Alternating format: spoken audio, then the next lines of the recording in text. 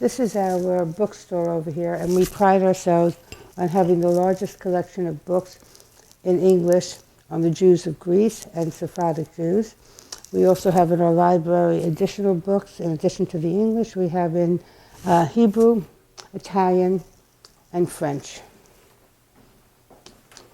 This side of the museum talks about the world they established over here.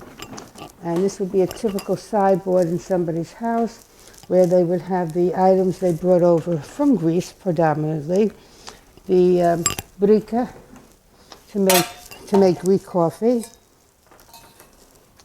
The bumwello pan to make the bumwellos and the keftedes. And this is particularly interesting.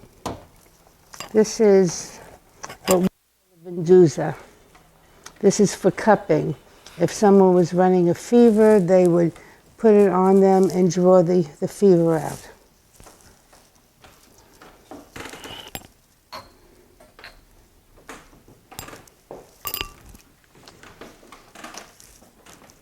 Over here we have some interesting items. These would be the slippers that would be worn into the mikveh before a woman got married. We have a couple of them in our collection. And of course, other costumes. The world they found here, these photos actually are from the New York City Municipal Archives. And these show what our street looked like in the early 1930s. Our synagogue over here. In a number of these photos. It's in the photo up over there. And in the photo, of course, over here. The block now really looks almost the same as it did in 1927 when we built our synagogue. In fact, this is one of the reasons we will hopefully be part of an historical district soon, talking about what life was like on the Lower East Side. Right now, so much of what is here is in jeopardy of being lost, and we'd like to capture something for the next generations. Over here, the synagogue. This is the world they created here. The synagogue, again, typical items for Havdalah, the Ribonim, the Shaddai, the Paroket, and ritual events. We recently acquired Rabbi Jesula Levi's personal clock and his talef bag. His grandson, Jesse, gave them to us. These are our rabbinical leaders. In actuality, the only rabbi was Rabbi Jesula Halevi. The others were spiritual leaders, but really did not ever receive a rabbinical degree. And of course, this is Hygiene of blessed memory, who kept this community alive almost single-handedly for over 60 years. So it was my pleasure to create an exhibit in his memory. He was a tailor. It's actually his scissors. And these are family photos from his bar mitzvah, when he served in the U.S. Armed Forces, and his beloved family, who are still very active in the synagogue here. This exhibit are occupations. What did these Jews do when they came here? Back in Greece, they were involved in the buying and selling of textiles, but there were no shops where you bought ready-made items.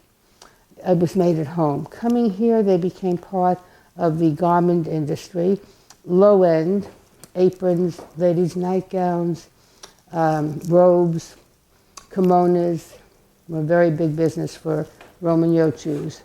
And we have here an actual, this would cut the patterns. And this was from the Gani family that were in business for over 100 years. They opened on the Lower East Side in 1906 and closed shop in 2006. And this sewing machine is from Rabbi Jesula HaKohen. And he actually set up shop in his apartment. They worked out of their homes. The rabbis also worked in other occupations because they weren't paid very much. One of the most interesting items we have in our museum here is our collection of alefs. What is an alef? It's something that's really indigenous to Greek-speaking Roman yoke Jews. west of the Pindos mountain range. We only found them in Yanina, Arta, Prevasa. The Aleph was created, it was completed actually, at the Brit Milah, when the male baby's name would be placed inside. It carried his father's name and his grandfather's name. So it's a source of genealogical information, but more importantly, it was created to protect the baby from all kinds of evil spirits. So you have a lot of Kabbalistic symbolism here. You have the prayer of the Kohanim, the Shema Israel, the Ten Commandments, and the 67th Psalm, which is inside of the menorah. Why the 67th Psalm? It's a psalm in praise of God. And if you're going to ask for a favor, it's nice to praise Him.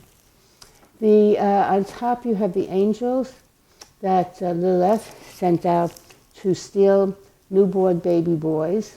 And what's most interesting in these Alephs is they have, in addition to Abraham, Isaac, and Jacob, they have Moses, Adam and Moses and their spouses.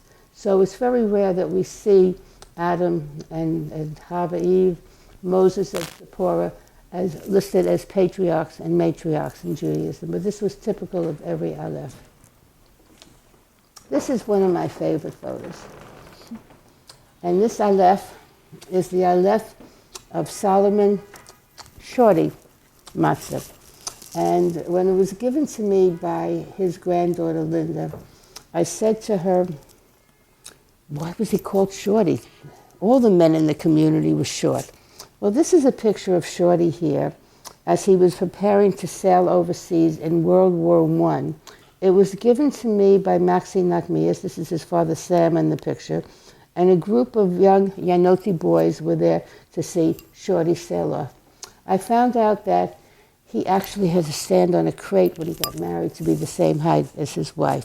But I love the inscription here, donated by his family in loving memory of a man whose greatness was not measured by his height. I thought that was so endearing. These are additional Alephs over here. This is the Brotherhood or the Burial Society, which is still in existence. And I love this letter here, written by a man from the Burial Society apologizing for not being able to attend their meeting because he had been drafted to serve in the U.S. Army for World War II. Again, additional Alephs. This one is particularly interesting because you rarely see the mother's name on an Aleph. And the family really didn't know who this young boy was. It turned out that he was ill. They've created an Aleph for him. And the mother's name was put in there because you always use the mother's name when you're wishing for good health. This final exhibit here is on the Sisterhood, which still exists today and is a philanthropic organization. This exhibit is for the Sisterhood, which is still in existence today. The Sisterhood was established 5 years after the synagogue. So the synagogue was established in 1927, the Sisterhood in 1932, and it's still functioning and in existence today. Since I'm over here, let me show you something of my personal pride here, because I was given this honor by the Jewish community of Ioannina, and it thanks me for, translated from the Greek, for my long-standing philanthropic and spiritual help to the community. So that was quite an honor. Thank you for visiting. Do come and see us again and learn more about Roman Yoke Jewelry. We always lament the fact that so few people know about us, and I commend the ASF for taking the time to incorporate us into their course to learn more about our particular branch of Judaism. Thank you.